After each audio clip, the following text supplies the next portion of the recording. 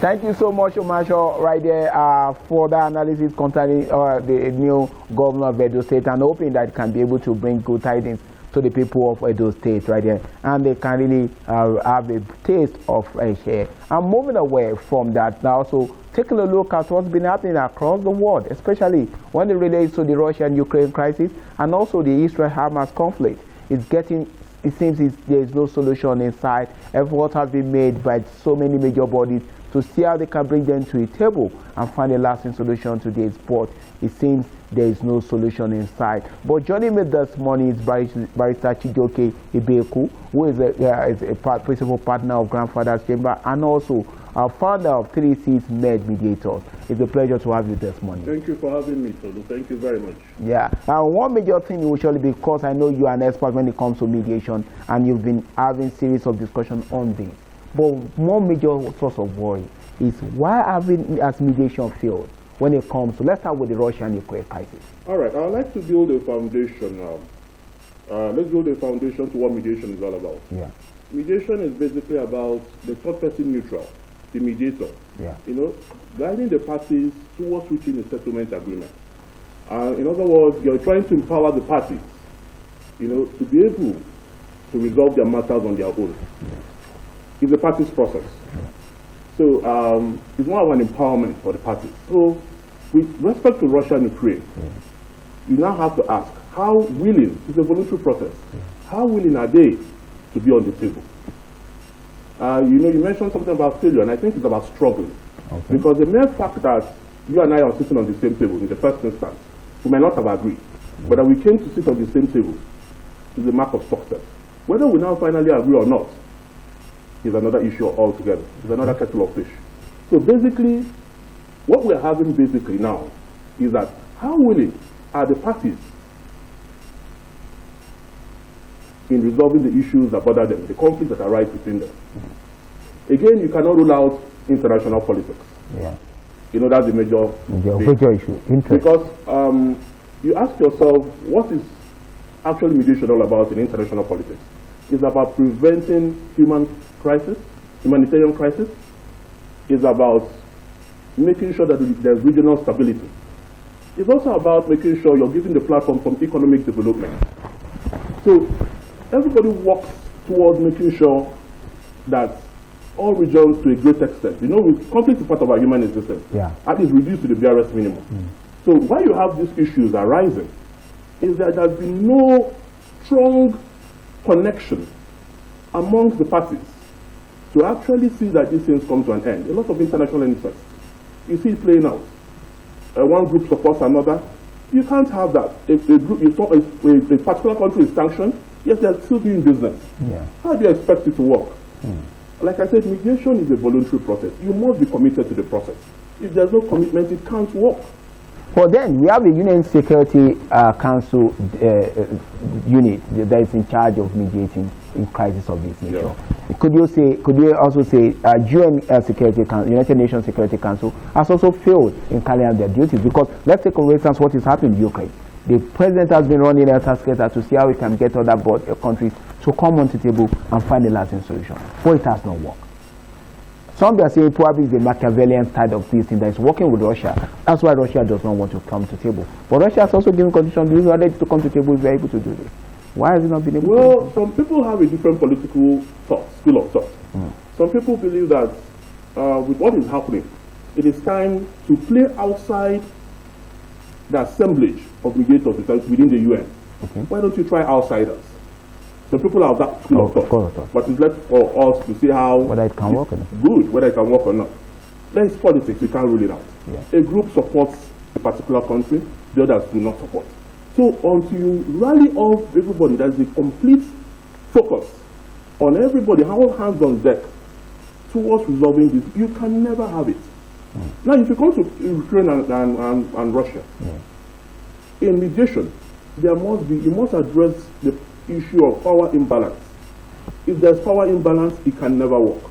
And of course, if you do not have trust, if there's no trust, it can't work. I remember going through, when you mentioned, there's an agreement, Minsk agreement. Okay.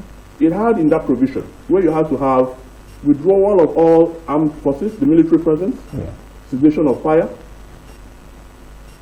restoration for constitutionalism in Ukraine, for Ukraine to also have the control of the border. So, once these things cannot be met, they've not finally agreed on all these things. There's no cessation of any fire. There's not been withdrawal of the armed forces around the places. And of course, Ukraine doesn't have the control of the border. If you do not address completely and exhaustively power imbalance in any mediation section you're having, it won't work. And there's also apparent lack of trust. And at times, some of these, when you draft some of these agreements, it's very ambiguous. You need to be very specific. And you know, people at times want to make up their minds. If you agree on a particular thing today, tomorrow might bring another template. You should be able to adjust to that template. And because of the power imbalance, most people want to hold on to that template that was originally agreed to. So unless they are open to explore the new templates by being flexible, you're going to have a stalled mediation process. You talked about power imbalance. When we take a look at the power that Russia brings to the table compared to Ukraine, they are not the same level. Of course, it's very apparent. But despite that, the power of UN to be able to make Russia to also be able to shift some ground seems to be failing. Then the essence of having mediation within the UN seems not to be working. You're now beginning to talk about the effectiveness. And people have also talked about how effective is the UN now. And that's why people share the school of thought. But that it might be about time to begin to explore mediation outside the UN. Like I said, it's left for is in the open now for people to talk about it. It's a school of thought. If people buy into it, maybe that's about time to explore it. Because within the UN, there's extreme political transactions going on. People have their different political interests. Within the so-called UN, the United Nations, they're supposed to unite everybody. There are differences there. So that's why people have the school of thought. Why don't you begin to explore outside the UN and see how far it can work?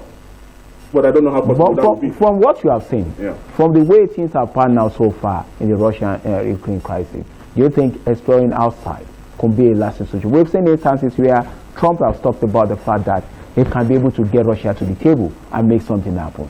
Do you see that possibility? Because some people also think the power of the United States in UN is overwhelming. That's why some people also don't want to allow mediation to work. But do you see, you talked about outside mediation, outside that of UN, do you see that possibility? Well, at times some of these things work. You can never say never. It's not casting stone. Of course it's not. Some of this is work, but you can give it a try. Because about mediation, anything about discussion, having a meeting about conflict, you have to be very flexible. You must give room for flexibility. You must give room for thinking outside the box.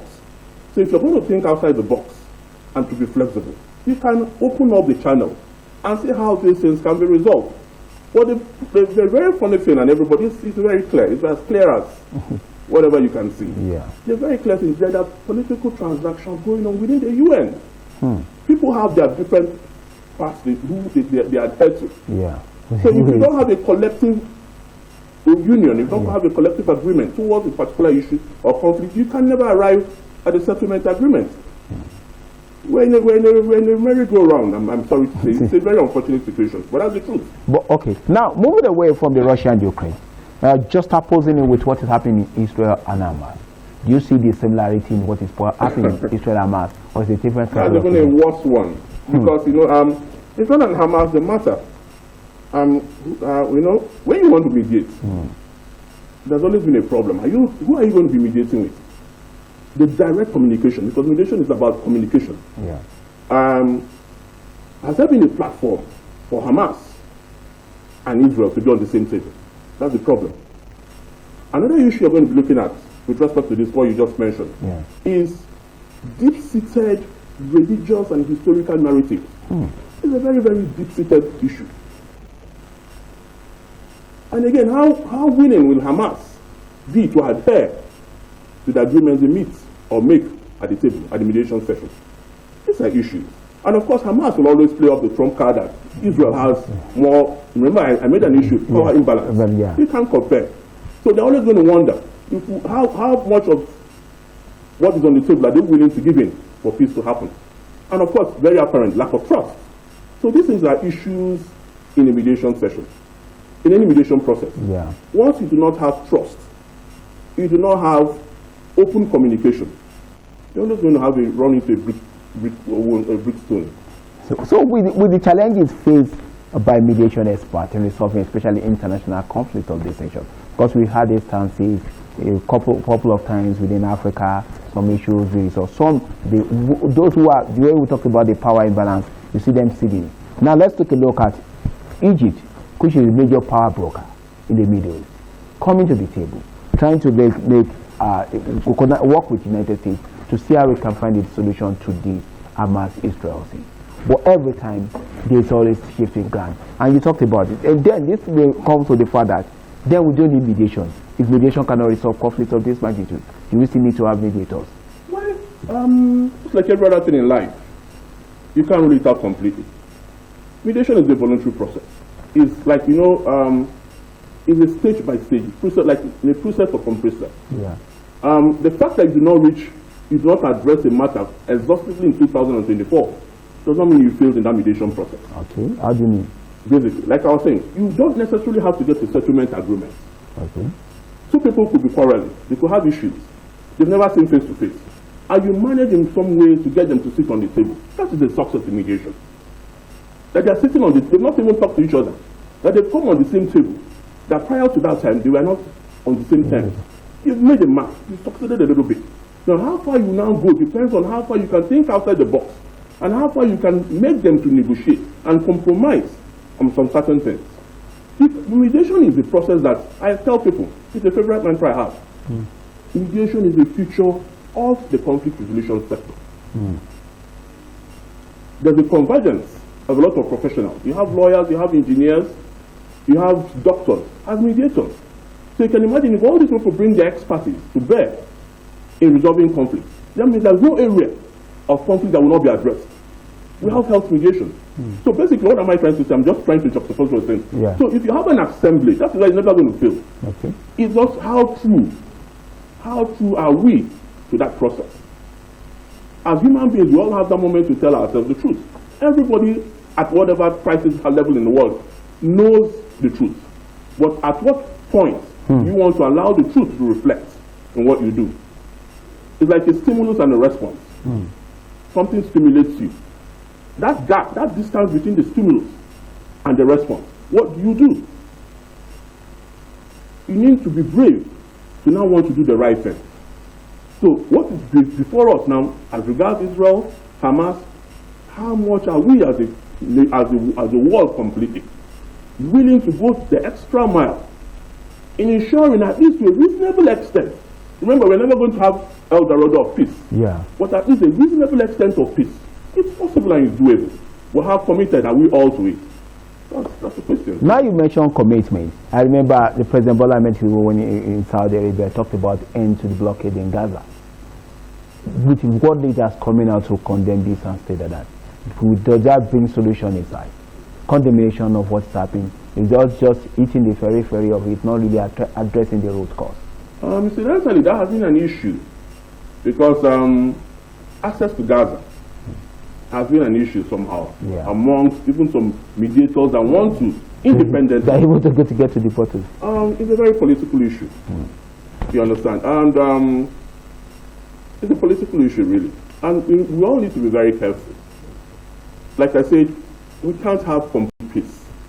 You can never have peace as long as you're on this world. We can have a modicum of peace. Good. So what we do, basically, is I am very sure that there's an interest Israel has, that Hamas do not mind giving up for Israel to have. So, but we need to have mediators who can find that interest.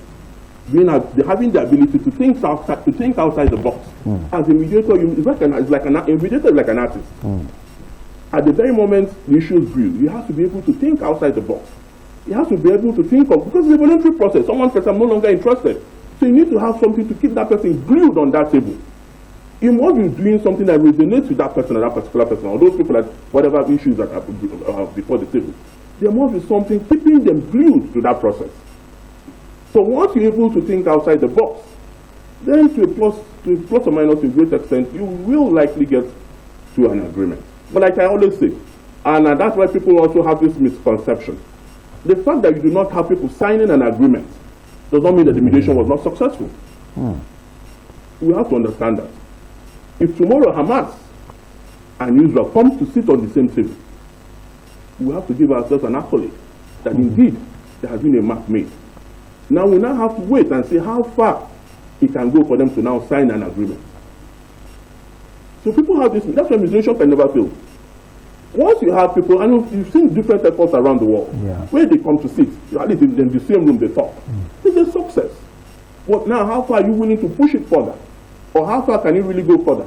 Is now what you have to be creatively employed to see how you can achieve that settlement agreement finally and eventually. So with the way things are structured right now, we talked about interest being a major tool. Can the interests of those two warring parties align together? And with what you're saying, with what's happening with United Nations Security Council Mediation Department, do you think there's a need for us, you talked about outside influence, there's a need for us to rejig how mediation is being applied at the political level? Within the UN? Yeah, within the UN. I think so. I share that school of thought. That it's about time to have independent mediators. Independent. Away from the interests of stuff like that. Yes. Let the parties see that these people are neutral. They have no interest. They are not guided by a body. That all efforts are being employed to see how issues between them can be resolved. Plus or minus, that could make them a bit open. You understand? Yeah. It could give room for a bit of discussion to take place. I share that school of thought. How practicable it will be, considering is another kettle of fish. But I share that school of thought. Okay. With some of the things we've discussed so far, talking about mediation and everything, and looking at some of the crises that's happened in different parts of the world, and but will you say mediation should stop in the light of all these things? Mediation is a continuum. I just told you a few minutes ago that mediation is the future of the conflict resolution sector. It's never going to stop. Now, the only problem about what we're going to do is the templates to adopt in mediation. The templates to adopt. And it's very possible to, because mediation has to do with openness. It's a voluntary process. If you're not saying something that interests the next person, it won't be on that table. So you need to be, what I think you should all do now, to be more creative. In the way and manner we go about it. Simple. Okay, creativity is key right there to be able to find lasting solution to some of the challenges facing the world right now. Mediation, according to our mediation experts right there, talking about Chijoke, talking about some of the things that needs to be put in place for us to be able to find a lasting solution, especially in the light of some of the crises being witnessed in different parts of the world. But the case of Russia and Ukraine, the case of Isreal-Hamas, is also a reflection of what is happening in so many parts. Even in Nigeria, we talked about the importance of mediation in resolving some of the... I know you've been involved with so many things right there. How can we apply that in some of the things that's happening within Nigeria? Nigeria is another kettle of fish. There's nothing complex about Nigeria. Nigeria is even a less complex issue. The fact in Nigeria is so apparent. Are we willing to mediate? Are we willing to tell ourselves the truth? Do people who believe in the power of mediation resolving some of these conflicts? I mean, they should try litigation then. The cost involved, people now know whether they should believe in it. The open truth about it, the gospel truth, the very clear truth about the whole thing. The Nigerians, those in authority, are not willing. Because there are a lot of funny issues that do not need to stress us as a nation further. The Gen Z, whatever they call them these days, they say mental health. There are a lot of things that shouldn't stress human beings beyond the point of the ordinary. But the truth about Nigeria is just another kettle of fish. How willing are we to tell ourselves the truth? There are a lot of things, so clear, black and white. You can address the matter there and then, and you find your way and go. A lot of cases in court that don't need to be there. So people just want to flex their muscles. So what are we? This is a different kettle of fish. Let's not mix Nigeria's issue with UN. But looking at it right now, why is it difficult? Like, see what is happening with Zelensky, the president of Ukraine, is ready to come to the table to find a solution. But you talked about Russia, because of their power imbalance, they just believe they need to annex their country. Then, and this is just a reflection of what's happening in some parts of the world. We've had the time of US-Iraq issue, US-Libya issue, before it got to that. Why did the people not come in? Or some people are also saying, you talked about some interest also being a major problem. Interest is a major factor that mediators must also see how they can be able to. How do we ensure that despite the interest of certain individuals, people can still be able to say, let's put our interests aside and let's have peace. How do you ensure that happens? I'd like to give you a very primary example. Yeah. Very primary. It's like a child that goes to sit for an exam, and he's struggling with a pen with another classmate of his. And the exam is about 30 minutes to go. Yeah. It's about 30 minutes to go. And he's struggling, give me this blue pen, give me the other black pen. They say, no, I want this particular blue pen to write. But we all know that he mustn't write only with the blue pen. He can write with the black pen. The ultimate interest is to pass that exam. Not whether what you write with, not the position. Yeah. Is to pass that exam. The exam is the interest. So the more people begin to focus on the finality, on the major issue, the better for all of us. Because if you push forward your position, you're going to be stuck. But if you take cognizance of the exam that for the children they were meant to do, it will be better for them. Because if you don't pass that exam, you can't go to the next class. It's a very primary example. I don't know if you understand what I'm trying to say. It's a very primary example that can relate or resonate with anybody that is look at the final listing. That just simple. So all this matters. What is the need for everybody as a country? If we do not address this matter, what are the consequences? It's going to rub up on everybody.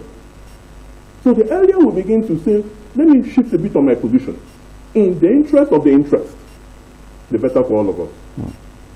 Hopefully we can get to that place where we can be able to shift our interest and look at the whole interest than just individual interest. Let's hope that the Isreal-Hamas conflict can be able to come to an end, and also the power brokers can be able to come in and say, okay, let's resolve it. The Egyptians have tried so much to see how they can bring everybody to the table, but it has not really been able to work. Everybody is standing on their own side of the story. We want this, we want that. But do you foresee a situation whereby some people said if there is no war, there won't be need for resolution? Probably there must be war before resolution. But your school of thought to believe that there can be mediation to prevent war from happening. Why not? But we've seen instances where that has failed. But like you said, that shouldn't be an end to mediation. It shouldn't. Mediation continue. It's a continuum. And hopefully that can really work in that regard, and Isreal-Hamas can be able to find a lasting. I must say a big thank you to you for joining us this week, for talking about this issue and also exploring the power of mediation. Let's hope it can be able to help to resolve the challenges we're facing. And that's wraps up from the Abuja Network studio right here. I know we have a lot of things still lined up for you this morning. Now, a new segment will also be coming on shortly right here. But that's it from the Abuja Network studio.